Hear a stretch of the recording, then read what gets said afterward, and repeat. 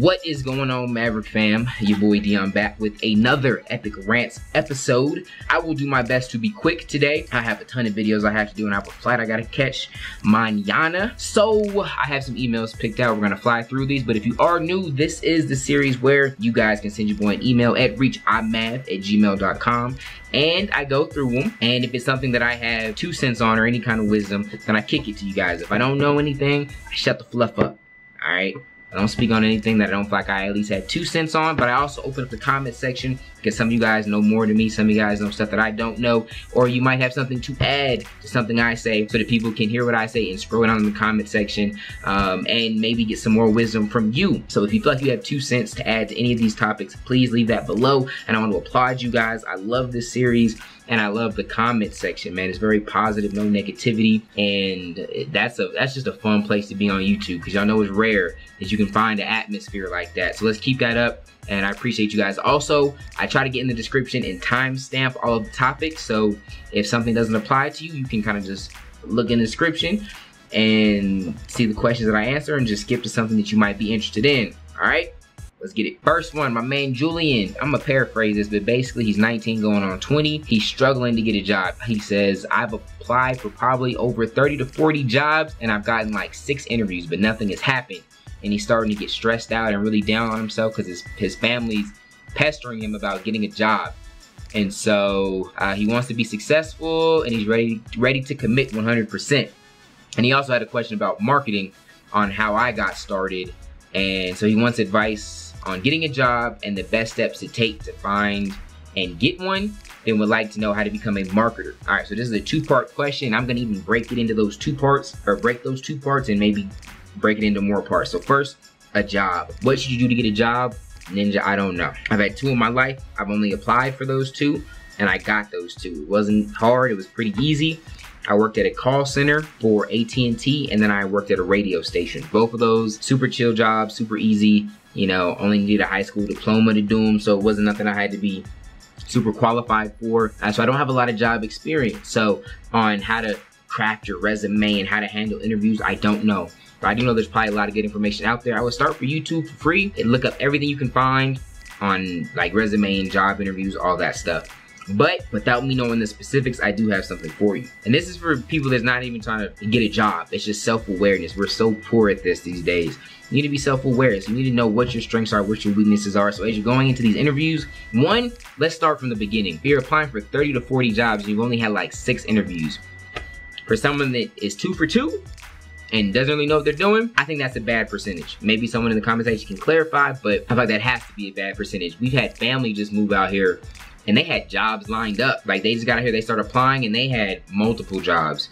And so I think it's gotta be something that you're doing. And so I would start there, see where you could be going wrong. Then let's move on to the next step. You got 6 interviews, so you had 6 shots and none of them called you back. None of them gave you the job. What are you doing? Could it be what you're wearing, what you're saying, how you're communicating? Just be self-aware. Just try and really break it down and see what it is. Find the strengths, find the weaknesses. If you need to get better at the weaknesses, build on them. Or if you need to just go all in on your strengths, do that. And again, this is for everybody, not just looking for job interviews. We've got a YouTube channel, you're trying to be successful and whatever. Self-awareness is key. And you see a lot of people just completely, they live in like this delusional world. So that'd be my first thought. Second thought, maybe it takes you more interviews to get a job than other people. Oh, one thought, maybe are you applying for jobs you're not qualified for? Maybe that. Maybe you need to do something and get yourself some, you need to do something that brings you more value, right? Let's say there's me and another person. We have the exact same resume, we have the exact same experience, except that person speaks another language, like Spanish. Maybe they're more value, right? They increase their value. And so you see, all of that doesn't necessarily require getting a degree. It can be being proficient in different programs or languages, stuff like that. So just do different things that'll build your value. Now, another thought I have is you just might have the hard road. I think you should embrace that. You should always be aware and tweaking and self-aware and trying to get better at things, but also don't be afraid of hard work, man. There's so many people that do that. It is disgusting to me. I hate entitlement and I hate complainers and crybabies. And I'll use me for an example. If you look on YouTube, there's people with millions of subs, channels way, way bigger than mine. And they have like a few hundred videos or like 100 something videos. Look at our channels. But matter of fact, let me actually I'll save you the work. Let's look at it. The sports channel has 3,062 videos. The Let's Play channel has 3,983 videos. This Daily Dose channel has 262 videos in less than a year.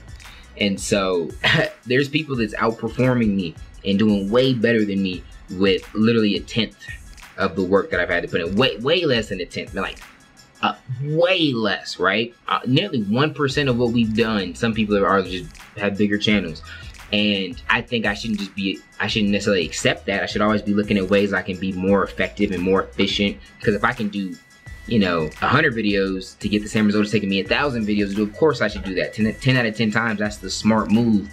But until I optimize it and figure it out, right, I'm always testing, always tweaking. But until I figure that out, I have to work hard. That's just my reality. I have to work 10 times as harder than some people to get the same result. It just is what it is. And you may have to do that. You got to be careful comparing yourself to other people, because your reality isn't their reality, right?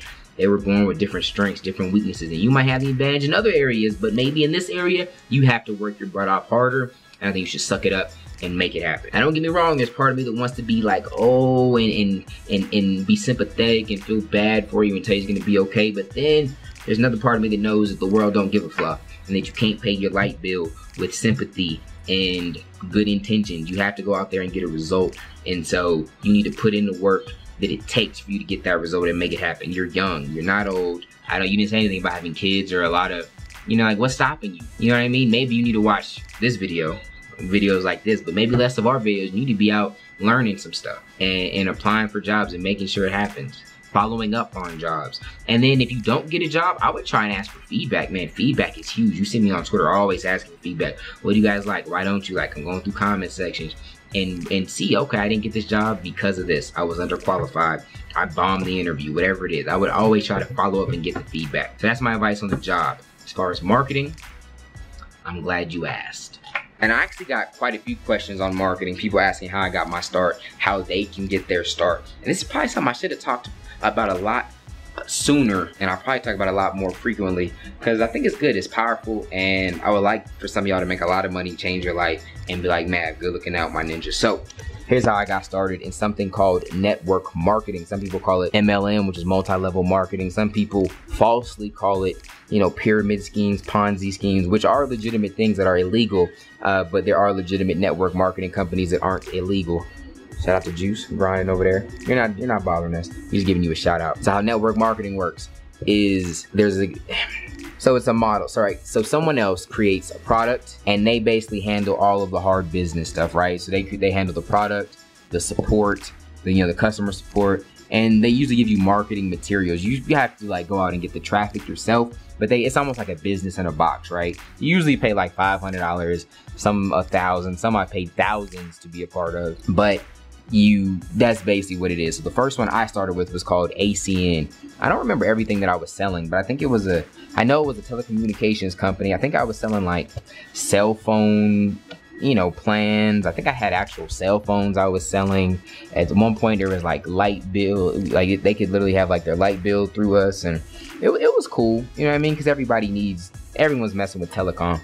But how it works is someone signed me up. So let's say this was me, but someone was above me. They signed me up, and the whole idea is you want to sign other people up, and they go out and sign other people, and they sign other people, and you build this big team of people, and you just get certain percentages of all the money they make.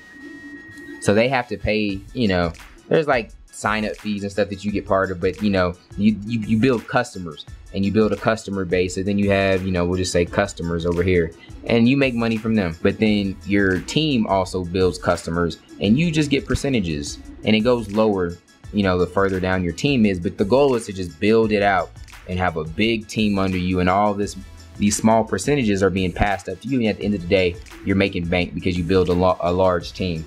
Is it possible? Yes. I know a lot of people that's made millions of dollars. Yes. But I know like a million people more that's failed. I personally don't think this is the best model for someone to get started in, but there's people that succeed in real estate. There's people did fail in real estate. It's not because real estate is bad. It's just some people fail, some people don't. Some people make millions off this. Some people don't make a motherfucking dime off of it. My first one, I don't think I made any money off of it. I did eventually find ways to make money within network marketing. You have to kind of like, you got to learn to differentiate yourself from everybody, because they give you like cookie cutter ways of pushing the product, because there's so many people in the organization. You gotta stand out. You gotta become an authority and a leader, and find out that people really join this because of you, not the program. And I can talk on that. There are people that do network marketing. Email me if there's enough people that talk about that. I do have 2 cents on how to be successful in this, but that's how I got started, right? And then after I was like, all right, cool, I'm done, because they don't really know how to market in network marketing companies. So they tell you, you know, write a list of 100 people that you know. And so you're calling people you haven't talked to since middle school, and you're like, hey, bruh, you wanna go to lunch? And you're trying to pitch them on this opportunity, and it's I don't like it. It wasn't for me. So then I was like, all right, I Googled, all right, how do you make money online? And I found some stuff, and then my wife's dad actually put me onto some other stuff, and I got into affiliate marketing. And here's how affiliate marketing works. It's very simple. Someone has a product, let's say it's like $100. You take their product and you drive traffic to it. You make a sale for them, you get a commission, and then you get happy. Right? So let's say it's a $100 product, they're giving 50% commissions. For every one of these I sell, I get $50. That's in its simplest form. It's not always 50% commissions. I mean, especially when you're working with someone like Amazon, but Amazon is a big one. We all know Amazon, right? Then there's and this is all physical products, of course, but then you have stuff like ClickBank. That's ClickBank. I think it's clickbank.com. And JVZoo. These are more digital products. So if some of you guys remember, if you've been rocking with me for a long time, I had a website called Madden Mastermind, and we sold digital products. We didn't send you anything physical, it was all online. We had like ebooks and tutorials and guides on how to get better in Madden. We created it all, so there's no real cost to making it, right? We would create it, and then we would charge you access to get that content. That's like what this is. And we didn't have an affiliate program, but we could have, right? So if we charge $25 for an ebook, we could say you get $10 for every ebook you sell. So the beauty of that for me is I don't have to go spend money on traffic. I just get a bunch of affiliates and I give them commission. So you go out and you sell for me, I do nothing, get 15 bucks, you get 10. I'm pretty happy with that. And so yeah, that's how it works. And yeah, you go to ClickBank, you go to JVZoo, you get an account, you can get a, I forget what they call it now, but the Amazon like affiliate, you can sign up for that, and you just start slanging it. It could be as simple as, if you know people that are trying to lose weight, you can find a weight loss product, email it to them, and as you make sales, you get commissions. But I'm telling you, very low level, all right? You should research, you should get books, you should get courses. I do have some good books for y'all. Crap, I don't know where it is. And this episode's getting long. I don't want this to only be about this, but I like this topic. Okay, y'all sit tight. All right, so there's 2 really good books you should get. One, .com Secrets by Russell Brunson, and then he just dropped a new one called Expert Secrets. All right, you should get both of these.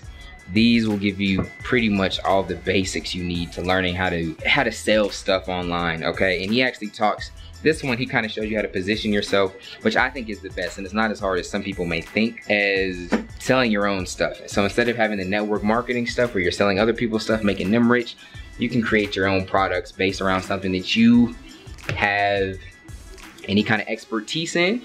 And I just think that's the better model. All right, I don't want to get too long-winded with this, but I just want to give you guys like a starting point. Again, you guys should research it. You should buy books. All right, think of how I look. I invested a lot. I've invested a lot. Of course, all of this isn't marketing, but a lot of it is. And I ain't gonna lie to you, man, probably hundreds of thousands of dollars in like online courses. Right, I wear a lot of the same shirts because I just put all my money into like knowledge. So there's a lot of stuff out there. You should research it, but that's the basic. You can do affiliate marketing. You can create your own product. You can join a network marketing company. But that was how I got started. And then after that, after I was doing the affiliate marketing for a while, I realized, you know what? I kind of know what I'm doing. And when I talk to people, everyone I talk to doesn't really know what the fluff they're doing. And then I started this when I was working for the radio station, right? If any of my old bosses are watching this, they're gonna be hot. So we would go to remotes. There are these things called remotes. So we would promote, like the radio station would promote the business. And we would go to all these businesses and they would pay for us to be there. And I'm learning all this marketing stuff and I'm just like, how's your guys' return on this? And a lot of them weren't happy. And I was like, it's so hard to track. you know, your reach on radio. And so I would just tell them kind of stuff, because I was learning it too. I would tell them and they just be blown away. They'd be like, ooh, okay, I need to try that. And I think I had a conversation with someone and he was like, can you show me how to do that? And I could just pop to my head. I was like, yeah, I actually do have a internet marketing company, and I would definitely love to help you. I ain't have no internet marketing company. I went home and I bought some more stuff, and like I Googled how to like do like contracts and sheets and everything. And back then he had a smoke shop, and I met with him like the other day, like a couple of days after that. And so then I got into helping small businesses with their internet marketing, and that's something you could do too, because a lot of people with businesses don't know what they're doing, and as long as I'm a few steps ahead, I can lead you. And so yeah, that was my journey. Network marketing failed, to affiliate marketing, and then a lot of different things. I did a lot of different things online as far as trying to make money, but for the most part, and then helping local small businesses. And then I kind of jumped back to affiliate and network marketing, and then creating my own products, and then ended up on YouTube. So that was a little long-winded, I apologize, but like marketing, my family, Jesus, those are things I could talk about forever. So I was kind of weird, like I wanted to just talk forever, but then I don't want to be too long-winded. And so if y'all have more specific questions, ask them, because I'd love to answer them. And like down the road, I would love to have like my own products and stuff in that niche. But for now, I'm gonna just stick to blessing y'all, and hopefully you guys get results, right? So that's the basis though, do that. Okay, nope. All right, look, there's so much you can do. It's not that hard to make money. Look, and there's this thing called drop shipping. This is what you should do if you don't have a lot of money, okay? If you don't have a lot of money. All right, so you can go get a Shopify account. And this, you can create a website, an online store, right? On Shopify. I don't know off the top all of their plans. I think you can even get a trial, but I think you can get it for as cheap as like 20 bucks, up to like hundreds. But you get a Shopify account, right? Find products that you're gonna sell, and I'll show you where to get those. But you sell, so you get a Shopify, you sell the products. Let's say you're selling a product for $9.99. You get people to buy. You have no money at this point. I mean, you might have to pay to get the Shopify account, but shit is under $100. You get the product, you list it for sale, you sell it, you make $10 or $9.99. Okay, so this was little to no money. Again, only you needed to set this up. And of course, you might have to pay for traffic. You could do like Facebook ads that are pretty cheap. You could run like $5 a day on Facebook and get hundreds of visitors to your website. Boom, you make the sale, you made $10. Now you're like, all right, crap, I need a product though. You can go to AliExpress.com or Alibaba, but I would say AliExpress, because with Alibaba, you have to buy in bulk and keep an inventory. You get this same product that you're selling for $9 or $10, and you buy it for $4. And then through AliExpress, you can ship it to the person that bought. And they're gonna be happy, they got their product, and you made $4. And you made $4 off of not having any money. It didn't cost you money to sell this. You just had nothing. Again, setup fee over here, but after that, nothing. You just listed it, they paid you $10. You took the $10 they already gave you and used that to buy this and ship to them, and you made $4. So of course you want to do, you're like, all right, that's only $4. But if you can do that, you know, if you can do that 100 times in a month, right? Now you got a car payment. Now you got a different house. Maybe you upgrade just a little bit. And of course, what if you do it 1,000 times a month? Or what if you get bigger products, and instead of selling for $10, you're selling for, you know, maybe 30, right? And you get that sale, and then you have something on AliExpress, maybe you can get it for, you know, 15 bucks. So then you're making 15 over here. And then the job is to try and get that. You make that sale happen, this whole process happen 1,000 times in a month. All right. And so at that point, let's just say you make $15 and you can get 100 sales in a month. Let's not even go, yeah, let's just say 100. All right. And then so now you made 15 hundo, and you had to get people there to make that many sales. So let's say it costs you, you know, $300 in Facebook ads. And then so now you made an extra $1,200 a month. And remember, you can use the money for ads from this here too. Once you get these sales, you just reinvest it in traffic to get people to buy this. And that's how you can start from like square one. And you know, of course, you're not gonna jump from 0 to 1,000 if you have no money to get started. But if you got $500, $1,000 to get started, you could scale pretty quickly. But maybe if you're just starting, you make $100 your first month, and then you flip that $100 and turn that to $200 the next month. Then you can finally go from 2 to 4, 4 to 6, 6 to 1,200, and then you change your life. So I hope that helped. If someone got some info out of that and inspired you to do something and it blessed you, let me know, because there's people doing stuff like that every day. There's people making millions doing everything that I just showed you. There's people making millions doing all of that. And there's big businesses that don't know how to do that and don't know how to sell online. So if you can master that, you don't even have to sell to customers. You can sell to businesses and do it for them. You learn how to attract people and get people to take action on social media. You can go to a business and charge for that. So, all right, I'll talk forever. We got to end this topic. Okay, next up, let me close that one. Good question though. A lot of you guys had that one, like marketing type questions. My man, Montana says, Mr. Dion, I need advice.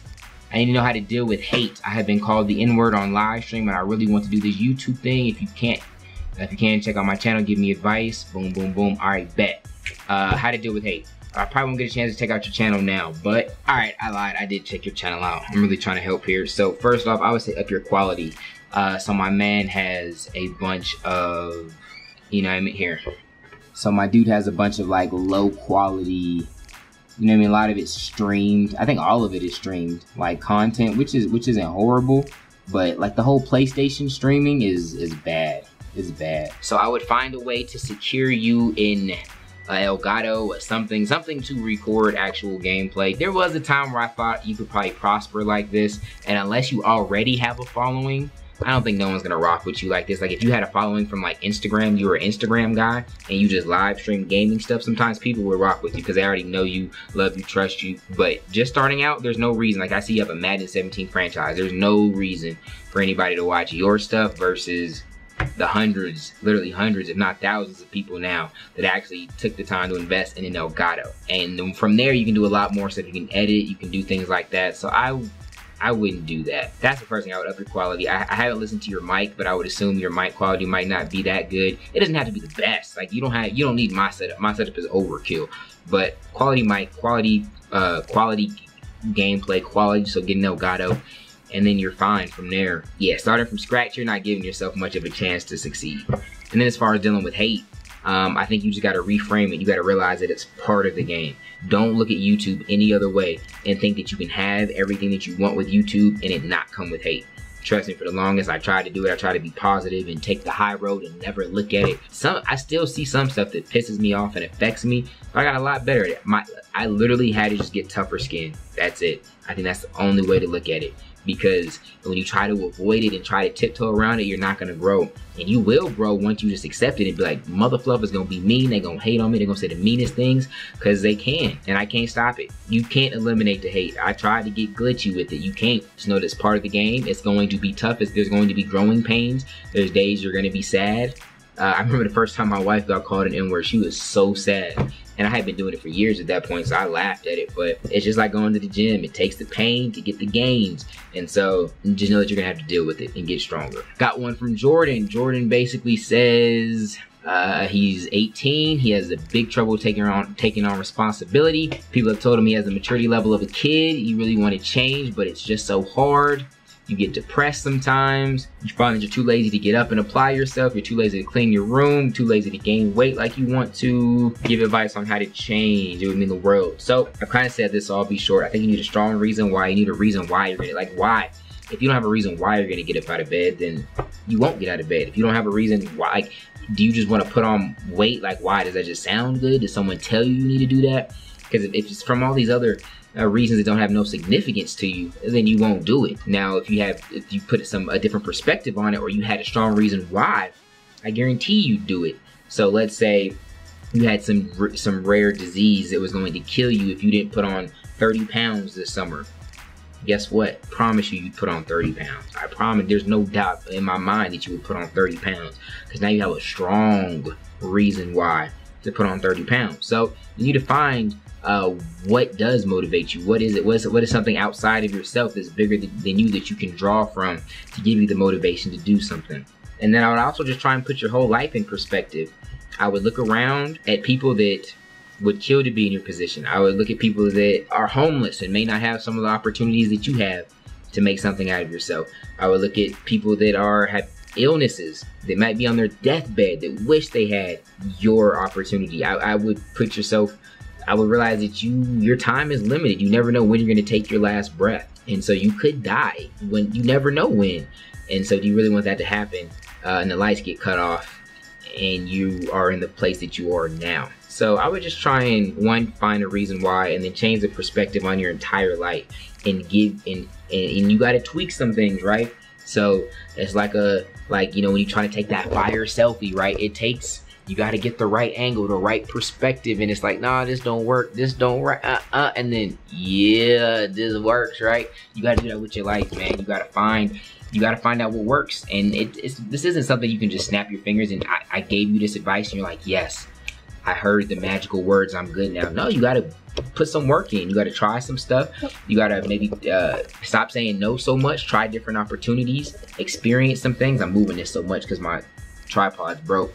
But yeah, you just need to get on the front lines, try some new things, all these different angles, find out what works for you. And then once you found it, you found that right perspective, then you'll be fine. All right, last one. My man Jordan said he's 18 from Tennessee. Basically, his grandmother died in 2015, and since then he struggled to believe in God. She kind of it was a really bad disease. She was basically brain dead when she died, and he had some moments with her that really got to him. He said he cried. It's been 2 years, and sometimes it just comes back to him and he breaks down. And so he said he prayed, he asked God for a sign, and it never came. But just ever since then, he struggled to believe, because he feels like, he said, God took away from me the person I loved most in the world, and I don't understand why. I want to believe that there is a God, I just need guidance. It's been eating him away for the past 2 years. All right, bet.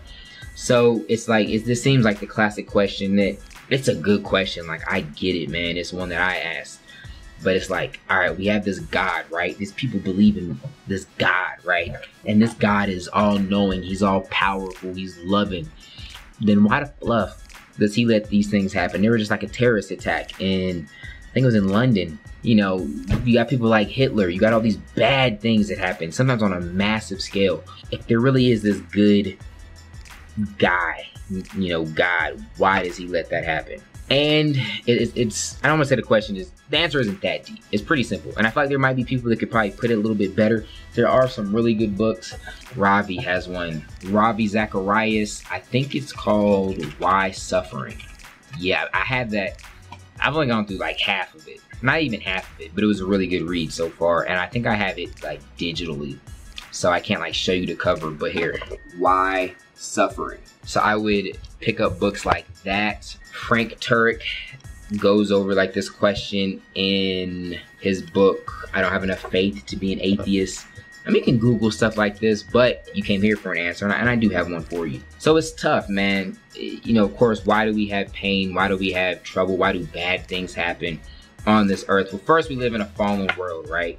And because of that, it gives us hope for a future. That's why we have heaven. We have hope for a place where there is perfection, where there's none of this pain, there's none of the loss, there's none of this stuff, none of the bad stuff that we go through here on earth. And we also have to realize there is a devil. We have an enemy, okay? So let's say there's two basketball teams playing. We got the Cavs and the Warriors, right? The Cavs want everything good to happen for the Cavs. They only want good. The Warriors don't want anything good to happen for the Cavs. Their whole mission is for bad things to happen to the Cavs, right? And they are pushing in that bad direction all the time. I'm not trying to call the Warriors evil, right? Or the Cavs good. You know, I'm just using the example, right? The Warriors are pushing this way. The Cavs are pushing that way, just like God is pushing this way. Satan's pushing this way. And so when bad things happen for the Cavs didn't make them happen. The Cavs didn't put the basket in their hoop. It's not the Cavs that did that. It was the enemy. It was the opposition. And of course, the Cavs don't want that to happen, but that's just what happens when you have an opposition that's pushing the opposite way. And then when you have people that have free will, they push the other way sometimes, and then bad things happen. And then it sucks because some people struggle with that, and they say because that happens, because bad things happen or evil things happen, that there really can't be a God. But in my opinion, you can't really say that. You can't really make that argument without God. So to say that there's bad, you have to be saying that there's good. And if you're saying that there's good, well then the question is like, well, where are you getting good from? There has to be some sort of objective law that sets in place, all right, this is good, this is bad. You can't say that the line is crooked unless you've seen a straight line. And then so if you don't have a God, right, that gave us his word and that wrote his law on our hearts and let us know right from wrong, where you need something outside of yourself to say that something is right and wrong, something objective. It can't be subjective. It has to be, you know, you need a concrete law. And then so to break that down to something we can relate. So let's say we have speeding, we have an objective law, we have the government, they said, you know what, you can go this fast. If you go faster than that, you're speeding. So there's no debate. If you're speeding, you know this, you're speeding. It's clear. If you didn't go over it, you're good. So you know when you messed up and when you didn't. There's an objective law that doesn't change. It's set in stone. This is what speeding is. And so because we have that, we can identify what speeding is. And we get that from our government, right? But when we're talking about morality and what's good and what's bad, where else could you get that from if it wasn't from God? You know, Mother Nature doesn't tell you, hey, this is good, this is bad. I mean, there's times in nature where it's survival of the fittest, right? There's animals just tearing ninjas up to survive. But if, you know, someone were to kill your family member, we would say that's wrong. So then you got to answer, without God, where are you getting the right and the wrong? So then it's where you're kind of borrowing from God to make an argument against him, and you can't do that. So it's not that you are wrong in your assumption and saying that things are bad or that things are evil, is because you know what good is. And we thank God for that objective morality. That's why we can say things like what Hitler did was bad and it was evil.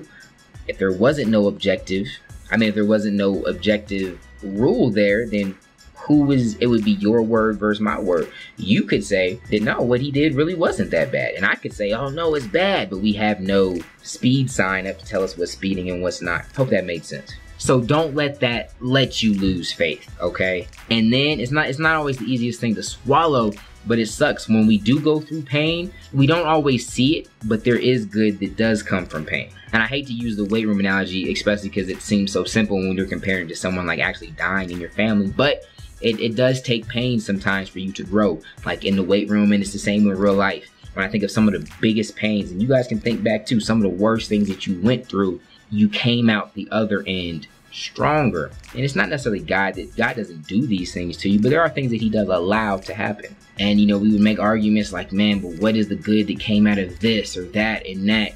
And as finite beings and not being you know, all knowing like God, we may not see the angle of what happened, right? On where the good came out of it. There's things that, you know, we suffer with and we suffer through and we go through that we may not see the benefits or understand it until we get to heaven. Or it may have blessed or affected someone in some weird way that we don't even know. There's people that have gone through different pains and just through their testimony, they blessed me and they don't even know it. I just heard their story and was motivated and inspired, and think of all the positive stuff I've given to you guys that is a result of the pain that I went through. And so then it just puts it into perspective, right? So to sum it up, we live in a fallen world where there's gonna be parts, there's gonna be pain. We can't avoid it.